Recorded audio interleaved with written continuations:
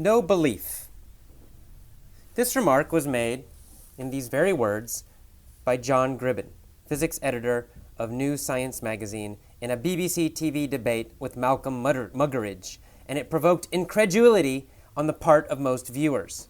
It seems to be a hangover of the medieval Catholic Church that causes most people, even the educated, to think that everybody must believe something or other, that if one is not a theist, one must be a dogmatic atheist, and if one does not think capitalism is perfect, one must believe fervently in socialism. And if one does not have blind faith in X, one must alternatively have blind faith in not X, or the reverse of X. My own opinion is that belief is the death of intelligence. As soon as one believes a doctrine of any sort, or assumes certitude, one stops thinking about that aspect of existence. The more certitude one assumes, the less there is left to think about, and a person sure of everything would never have any need to think about anything, and might be considered clinically dead under current medical standards, where absence of brain activity is taken to mean that life has ended.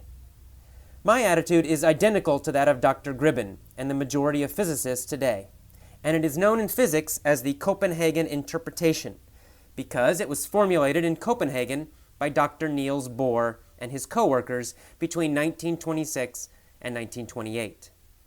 The Copenhagen interpretation is sometimes called model agnosticism, and says that any grid we use to organize our experience of the world is a model of the world, and should not be confused with the world itself. Albert Korvitsky tried to popularize this outside physics with the slogan, "The map is not the territory." Alan Watts, a talented Oriental philosopher, restated it more vividly as, "The menu is not the meal." Belief in the traditional sense, or certitude, or dogma, amounts to the grandiose delusion, "My current model contains the whole universe and will never need to be revised." In terms of the history of science and knowledge in general, this appears absurd and arrogant to me, and I am perpetually astonished that so many people still manage to live with such a medieval attitude.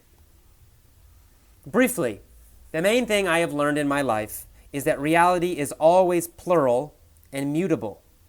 Reality is a word in the English language which is A, a noun, and B, singular. Thinking in the English language, and in many Indo-European languages, therefore subliminally programs us to imagine reality as one entity, sort of like a huge New York skyscraper in which every part is just another room within the same building. This linguistic program is so pervasive that most people cannot think outside it at all, and when one tries to offer a different perspective, they imagine one is talking gibberish. The notion that reality is a noun, a solid thing like a brick or a baseball bat, derives from the biological fact that our nervous systems normally organize the dance of energy into such block-like things, probably as instant survival cues.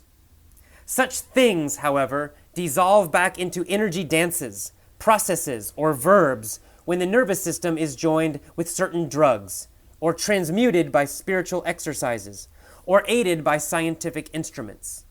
In both mysticism and physics, there is a general agreement that things are constructed by our nervous systems, and that realities, plural, are better described as systems or bundles of energy functions.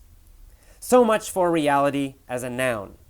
The notion that reality is singular, like a sealed jar, does not jibe with current scientific findings, which, in this century, suggest that reality may better be considered as flowing and meandering, like a river, or interacting, like a dance, or evolving, like life itself.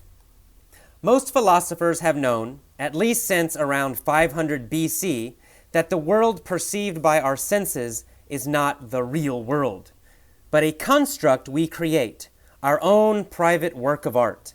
Modern science, beginning with Galileo's demonstration that color is not in objects, but in the interaction of our senses, with the object understands that reality is created by our own brains.